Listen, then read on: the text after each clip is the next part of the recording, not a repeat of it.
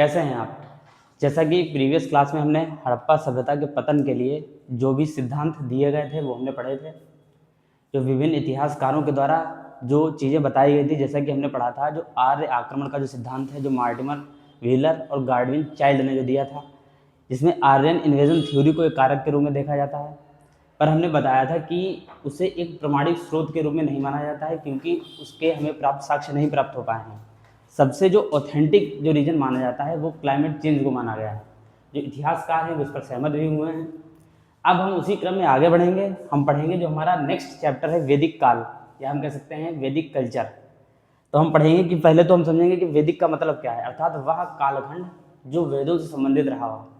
वेदों से मतलब जो हमारे 4 वेद हैं, ऋग्वेद, सामवेद, अथर्ववेद, यजुर्वेद, अर्थात वह कालखंड जो इन चारों वेदों से संबंधित रहा हो, उन्हें हम वैदिक पीरियड कहते हैं। फिर इसमें हम समझेंगे, जैसा कि पहला हमारा क्वेश्चन है आर्य कौन थे। तो इसमें पहले हमें यह समझना होगा कि आर्य किसी भी नस्ल या प्रजाति के समूह को इंगित नहीं करता है। यह आर्य को हम यह नहीं कह सकते हैं कि वह किसी जाति या किसी नस्ल को रिप्रेजेंट कर रहे हों। आर्य सामान्यतः उन्हें माना जाता है जो इंडो यूरोपीय भाषाओं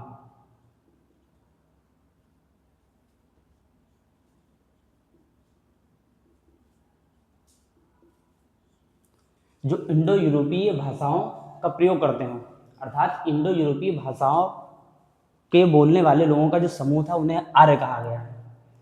आर्य की जो संस्कृति थी उसका जो आधार थे वेद थे।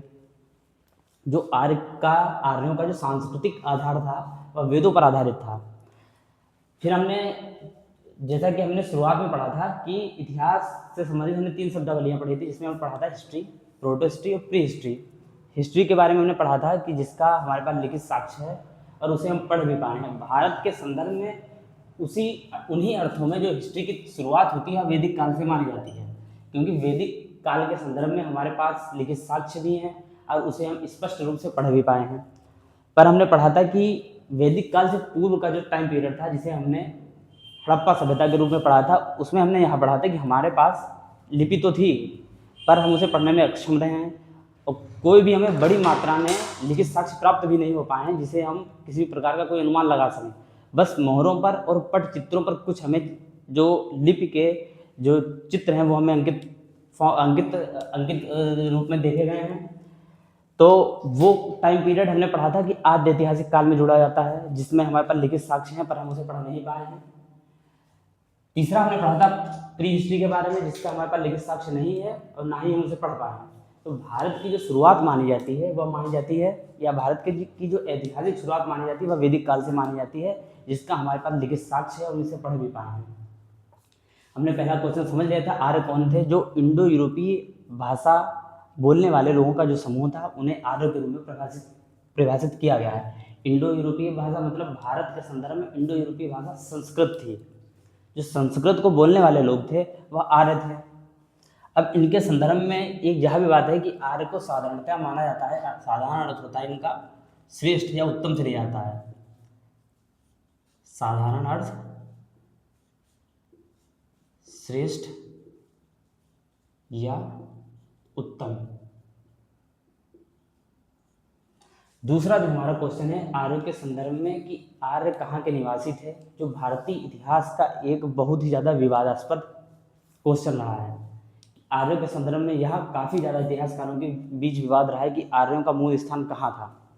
इतिहासकारों ने इस पर अलग अलग मत दे रखे हैं, जिसमें बहुत से जो वेस्टर्न इतिहासकार हैं उनका मानना था जो आर्य थे वह यूरोप का जो आल्प्स पर्वत है उसका जो पूर्वी हिस्सा है, या हम कह सकते हैं यूरेशिया के मूल निवासी थे। जिसमें अभी हम नाम पढ़ेंगे कौन कौन से इतिहासकार हैं जो मानते हैं कि आर्य यूरेशिया के थे। कुछ मानते हैं आर्य थे वह मिडिल ईस्ट के थे या मध्य एशिया के निवासी थे, मूल निवासी थे। जिसमें और जो भारतीय इतिहासकार हैं जैसा कि हम पढ़ेंगे तिलक, बाल गंगाधर तिलक मानते हैं कि आर्य आर्कटिक प्रदेश के निवासी हैं। तो यही समय समय पर इतिहासकारों के द्वारा अलग अलग मत दिए गए हैं आर्यों के संदर्भ में। पर हमें यह समझना होगा, पहले तो हम शुरुआत करते हैं कि मानव का मूल निवास स्थान कहाँ रहा है। तो मनुष्य का जो मूल निवास स्थान रहा है, जो होमो सेपियंस की जो प्रजाति रही है वह उसका मूल स्थान क्या रहा है, तो अफ्रीका महाद्वीप रहा है। अफ्रीका महाद्वीप।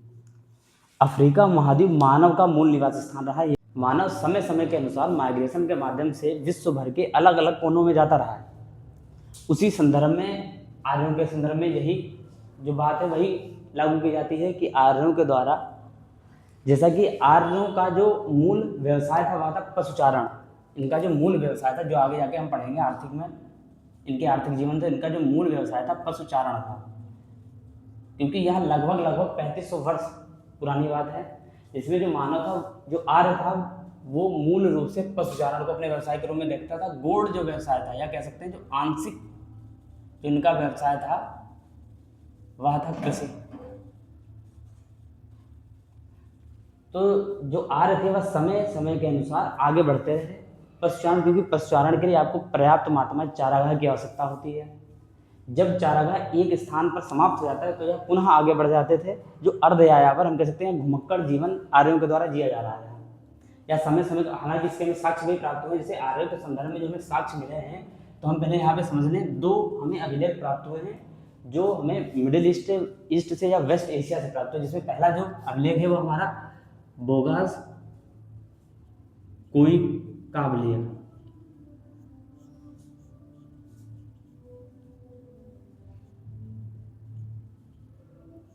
बोगास कोई जो अभिलेख है वह हमें कहाँ से प्राप्त हुआ? सीरिया से, वेस्ट एशिया से हमें, यानी कि जो सीरिया जो देश है वहां से हमें बोगास कोई का जो अभिलेख है वह प्राप्त हुआ, जिसे मितन्नी अभिलेख भी कहते हैं।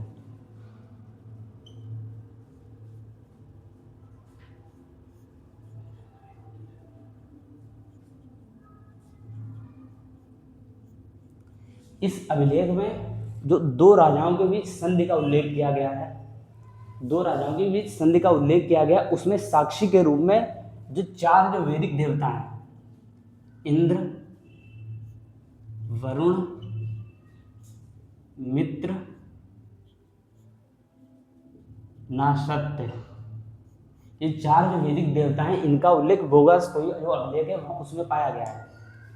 इससे हमें पता चलता है कि आर्यों का जो सांस्कृतिक विस्तार था वो हमें सीरिया वेस्ट एशिया में भी देखने को मिलता है। दूसरा जो हमें अभिलेख मिला है इसे कस्सी अभिलेख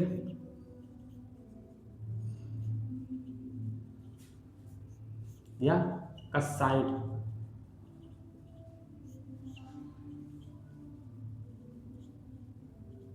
यह अभिलेख कहाँ से हमें मिला है? इराक से।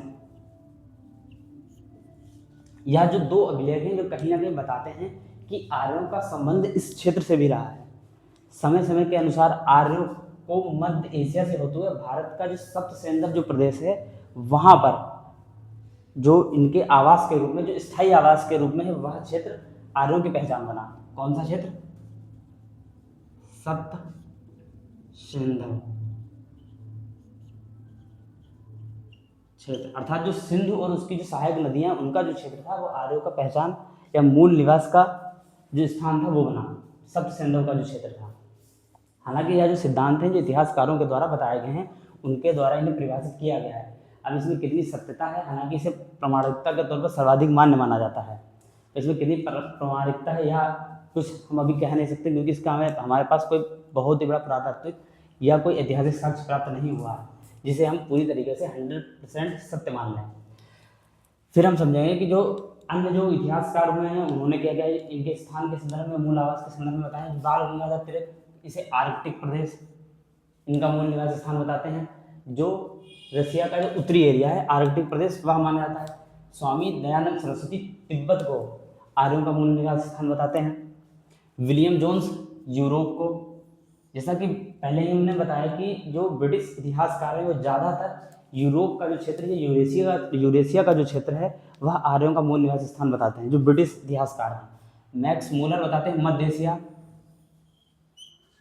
का क्षेत्र, जो मिडिल जो एशिया का क्षेत्र है जिसे हम कहते हैं, जो वर्तमान समय में अफगानिस्तान, कजाकिस्तान, तुर्कमेनिस्तान और तजाकिस्तान वाला जो एरिया है वह मिडिल एशिया में आता है, वह मूल स्थान के रूप में बताते हैं।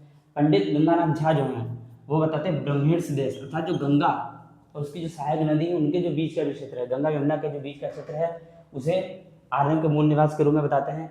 एल डी कल्ला बताते हैं कश्मीर व हिमालय का जो क्षेत्र है वह आर्यों का मूल निवास स्थान था।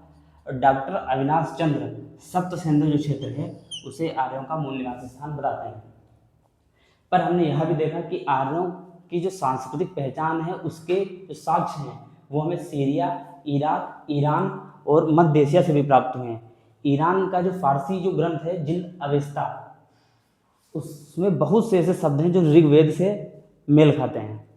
तो इस आधार पर यह पाया गया कि आर्यों का जो सांस्कृतिक विस्तार था वह लगभग यूरोप का जो आल्प्स वाला एरिया था उसके ईस्ट से लेकर जो वेस्ट एशिया है, मिडिल एशिया है, भारत सब सेंधव का जो क्षेत्र है वहाँ तक पाया गया है इनका विस्तार। अब इस संदर्भ में यह मानना कि भारत के मूल निवासी थे या नहीं थे, इस बारे में इतिहासकारों में विवाद रहा है।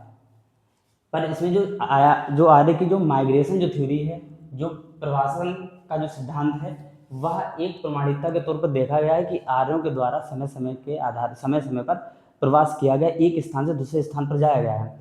जैसा कि हमने पहले बताया कि मानव का जो प्रारंभिक जो आवास था या मूल निवास था वो अफ्रीका था। समय समय के अनुसार मानव एक स्थान से दूसरे स्थान पर गया, क्योंकि जैसे वर्तमान में हम देखते हैं, वर्तमान में राष्ट्र की संकल्पना है, राष्ट्र की अपनी भौगोलिक सीमाएं, उनकी भौगोलिक सीमाओं के साथ साथ उनकी सुरक्षा के लिए उनकी अपनी एक सेना है। पर अगर आज से हम 3500 वर्ष पहले जाते हैं तो ऐसी किसी भी प्रकार की व्यवस्था नहीं थी, ना तो राष्ट्र थे, ना ही राष्ट्रों की अपनी कोई भौगोलिक सीमाएं थी और ना ही उनकी कोई सेनाएं थी। तो मनुष्य क्या करता था, एक घुमक्कड़ जीवन जीता था, अर्धयायावर या चारावाह टाइप का जीवन जीता था, एक स्थान से दूसरे स्थान पर जाता था, फिर जहाँ पर उसे उपयुक्त लगता था वहाँ पर अपने आवास को स्थापित करता था। वही आर्यों के संदर्भ में आर्यों ने जो सप्तसेंधव जो क्षेत्र था उसे अपने मूल आवास या मूल निवास के रूप में चुना, या हो सकता है कि यह यहीं के मूल निवासी रहे हों। और जो जैसा कि किताबों में लिखा होता है, जो एनसीईआरटी में लिखा हुआ है कि इन लोगों के द्वारा जब माइग्रेशन के माध्यम से यहाँ पर ये लोग आए तो यहाँ के जो लोग थे उनके बीच में एक सांस्कृतिक आदान प्रदान हुआ। हालांकि शुरुआत में प्रारंभिक चरणों में कुछ में युद्ध भी दिखाई देते हैं जो आर्यों के आपस में, जो क्योंकि आर्यों के संदर्भ में हमारे थे कि जनजातीय लोग थे तो इनके आपस में भी संघर्ष हुआ करते थे, और आर्यों के अलावा जो गैर आर्य थे उनके साथ भी इनके संघर्ष हुआ करते थे। जैसा कि हम आगे पढ़ेंगे दशराग के युद्ध के बारे में, उसमें एक तरफ भरत कबीला होता है, दूसरी तरफ 10 कबीले और होते हैं जिसमें 5 आर्य होते हैं और 5 गैर आर्य कबीले होते हैं। तो कहीं ना कहीं आर्यों और गैर आर्यों और आर्यों के आपस के बीच में संघर्ष हुआ करते रहते हैं। तो जैसा कि हमने सारी चीज़ें पढ़ ली हैं कि आर्य कौन थे, वैदिक कल्चर की हमने शुरुआत देख ली है जो 1500 BC से लेकर 600 BC के बीच मानी जाती है। इसे भी 2 भागों में डिवाइड किया जाता है, पहला ऋग्वैदिक पीरियड, दूसरा उत्तर वैदिक पीरियड, जिसे हम आगे पढ़ेंगे। फिर हमने पढ़ा कि आर्य कौन थे, उसके बारे में हमने जाना, उसने साधारण भाषा में श्रेष्ठ है, उत्तम माना जाता है। फिर हमने समझा था कि यह नस्ल या प्रजाति को डिकोड नहीं करता है, यह एक इंडो यूरोपीय भाषा बोले जाने वाले लोगों का समूह है। फिर हमने पढ़ा था इनका जो सांस्कृतिक विस्तार है वो सीरिया, इराक, मध्य एशिया जैसे क्षेत्रों में भी रहा है। यूरोप के जो स्पेशली जो यूरोप का जो यूरेशिया वाला जो एरिया है, यूरोप और एशिया का जो बीच का जो कह सकते हैं जो संक्रमण वाला जो एरिया होता है, वहाँ से इनका विस्तार माना गया है। वहाँ से यह अफगानिस्तान, मिडिल ईस्ट होते हुए भारत का जो सप्तसिंधु क्षेत्र है वहाँ भी इनका मूल निवास स्थान माना गया है। फिर आर्यों के संदर्भ में जो इतिहासकार हैं उन्होंने अलग अलग मत दे रखे हैं, जिसमें हमने तिलक के बारे में पढ़ा, सरस्वती के बारे में पढ़ा, William Jones, Max Muller, L D. Kalla, Avinash Chandra ji के बारे में और पंडित गंगानाथ झा के बारे में। इन लोगों के द्वारा आर्यों के संदर्भ में अपने अपने मत दिए जा चुके हैं।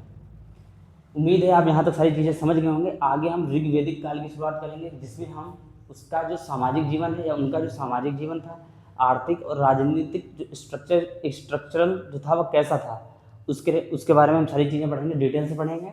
उम्मीद है सारी चीज़ें समझ गए होंगे आप। मिलते हैं अगले सेशन में। जय हिंद, जय भारत।